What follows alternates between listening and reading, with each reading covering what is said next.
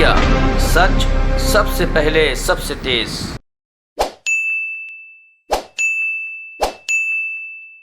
और उसको स्टार्टअप बनाने के लिए, आत्मनिर्भर बनाने के लिए प्रयास करेंगे। मुझे आप लोगों की बातें सुनकर के बहुत अच्छा लगा और मुझे खुशी है कि आज हमारे साथी मंत्री पीयूष जी, संजय जी, ये सारे लोग भी हमारे साथ हैं। साथियों, टॉयकेथॉन में जो देश भर से प्रतिभागी हैं,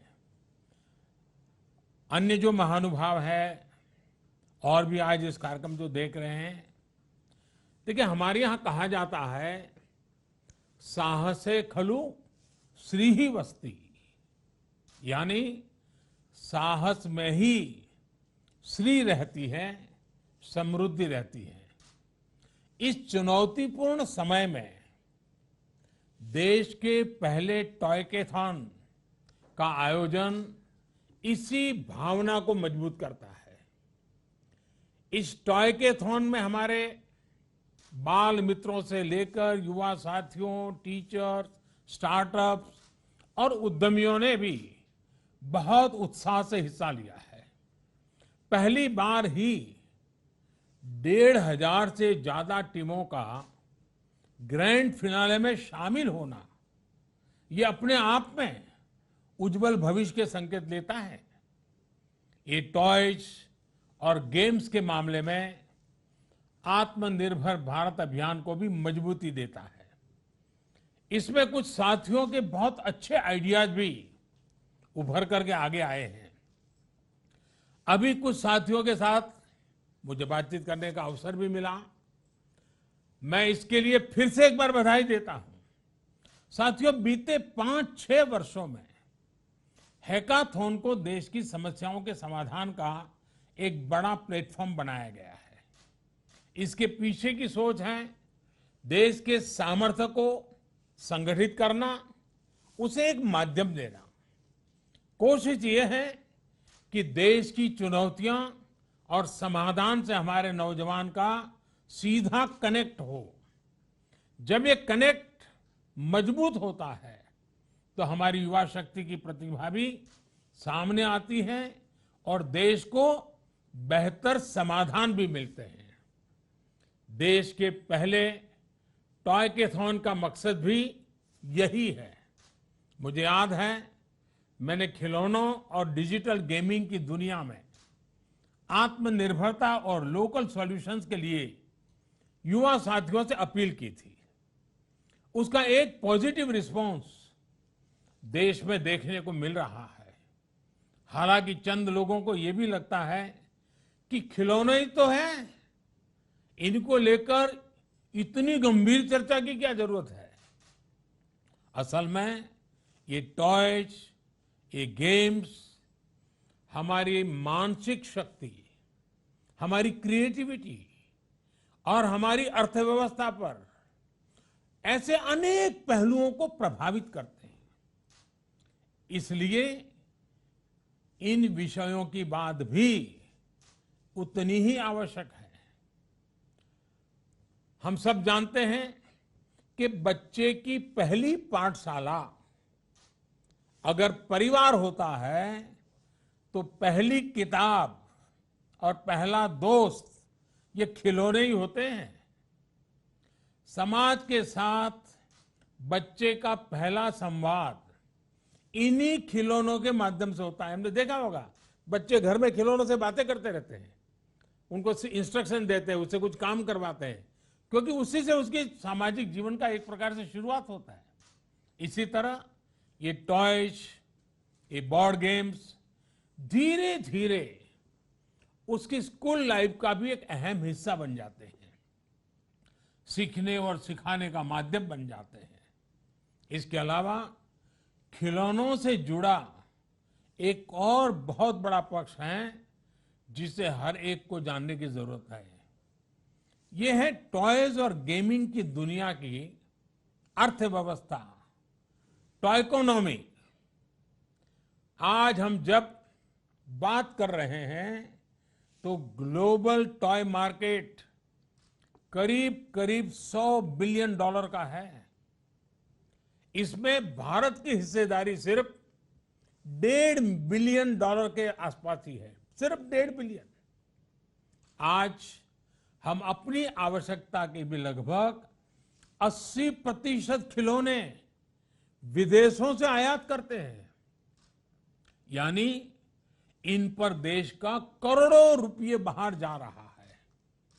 इस स्थिति को बदलना बहुत जरूरी है और ये सिर्फ आंकड़ों की ही बात नहीं है, बल्कि ये सेक्टर देश के उस वर्ग तक, उस हिस्से तक विकास पहुंचाने में सामर्थ्य रखता है जहां इसकी अभी सबसे ज्यादा जरूरत है। खेल से जुड़ा जो हमारा कुटीर उद्योग है, जो हमारी कला है, जो हमारे कारीगर हैं, वो गांव, गरीब, दलित, आदिवासी समाज में बड़ी संख्या में है।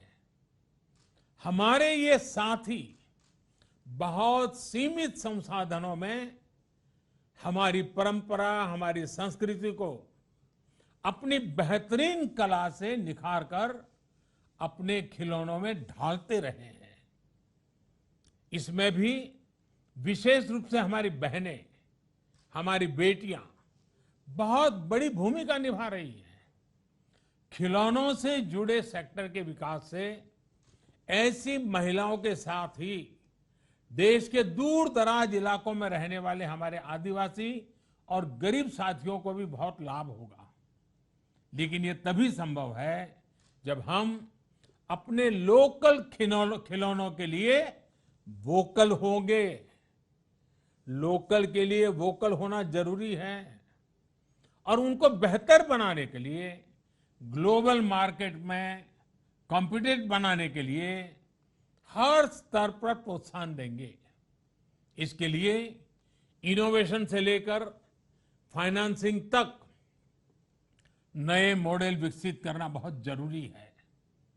हर नए आइडिया को इंक्यूबेट करना जरूरी है।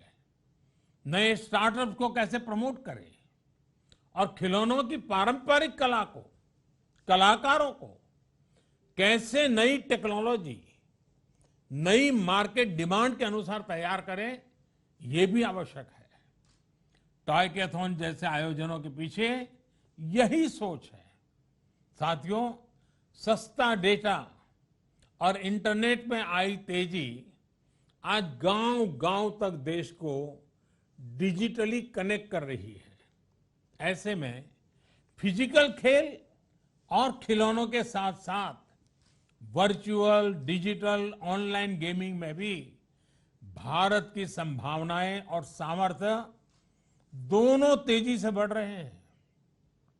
लेकिन जितने भी ऑनलाइन या डिजिटल गेम्स आज मार्केट में उपलब्ध हैं, उनमें से अधिकतर का कंसेप्ट भारतीय नहीं है, हमारी सोच से मेल नहीं खाता है। आप भी जानते हैं कि इसमें अनेक गेम्स के कंसेप्ट या तो वायलेंस को प्रमोट करते हैं या फिर मेंटल स्ट्रेस का कारण बनाते हैं। इसलिए हमारा दायित्व है कि ऐसे वैकल्पिक कॉन्सेप्ट डिजाइन हो जिसमें भारत का मूल चिंतन, जो संपूर्ण मानव कल्याण से जुड़ा हुआ हो, वो हो, तकनीकी रूप में सुपीरियर हो, फन भी हो, फिटनेस भी हो, दोनों को बढ़ावा मिलता रहे। और मैं ये भी स्पष्ट देख रहा हूं कि डिजिटल गेमिंग के लिए जरूरी कंटेंट और कॉम्पिटेंस हमारे यहां भरपूर है। हम टॉयकैथॉन में भी हम भारत की इस ताकत को साफ देख सकते हैं। इसमें भी जो आइडिया सिलेक्ट हुए हैं, उनमें मैथ्स और केमिस्ट्री को आसान बनाने वाले कॉन्सेप्ट हैं और साथ ही वैल्यू बेस्ड सोसाइटी को मजबूत करने वाले आइडियाज भी हैं। अब जैसे ये जो आइक्रोगिटो गेमिंग का कंसेप्ट आपने दिया है, इसमें भारत की इसी ताकत का समावेश है। योग से वीआर और एआई टेक्नोलॉजी से जोड़कर एक नया गेमिंग सॉल्यूशन दुनिया को देना बहुत अच्छा प्रयास है। इसी तरह आयुर्वेद से जुड़ा बोर्ड गेम भी पुरातन और नूतन का अद्भुत संगम है। जैसा कि थोड़ी देर पहले बातचीत के दौरान नौजवानों ने बताया भी कि एक कॉम्पिटिटिव गेम दुनिया में योग को दूर सुदूर पहुंचाने में बहुत मदद कर सकता है। साथियों, भारत के वर्तमान सामर्थ्य को, भारत की कला संस्कृति को, भारत के समाज को आज दुनिया ज्यादा बेहतर तरीके से समझने के लिए बहुत उत्सुक है। लोग समझना चाहते हैं। इसमें हमारी टॉयज और गेमिंग इंडस्ट्री बहुत बड़ी भूमिका निभा सकती है। मेरा हर युवा इनोवेटर से, हर स्टार्टअप से ये आग्रह है कि एक बात का बहुत ध्यान रखें।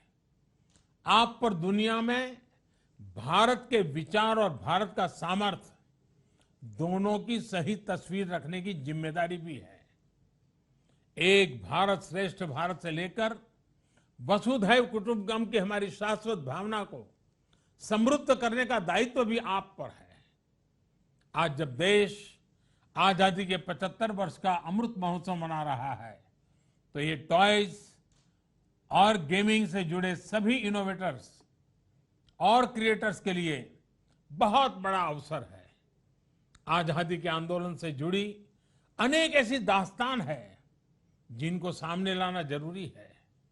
हमारे क्रांतिवीरों, हमारे सेनानियों के शौर्य की, लीडरशिप की कई घटनाओं को खिलौनों और गेम्स के कॉन्सेप्ट के रूप में तैयार किया जा सकता है।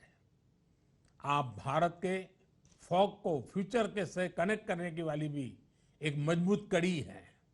इसलिए ये जरूरी है कि हमारा फोकस ऐसे टॉयज, ऐसे गेम्स का निर्माण करने पर भी हो जो हमारी युवा पीढ़ी को भारतीयता के हर पहलू को इंटरेस्टिंग और इंटरेक्टिव तरीके से बताए। हमारे टॉयज और गेम्स इंगेज भी करें, एंटरटेन भी करें और एजुकेट भी करें। ये हमें सुनिश्चित करना है।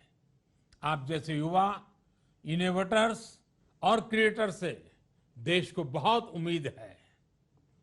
मुझे पूरा विश्वास है कि आप अपने लक्ष्यों में जरूर सफल होंगे, अपने सपनों को जरूर साकार करेंगे। एक बार फिर इस टॉयकेथॉन के सफल आयोजन के लिए मैं बहुत बहुत बधाई देता हूं, बहुत बहुत शुभकामनाएं देता हूं। धन्यवाद।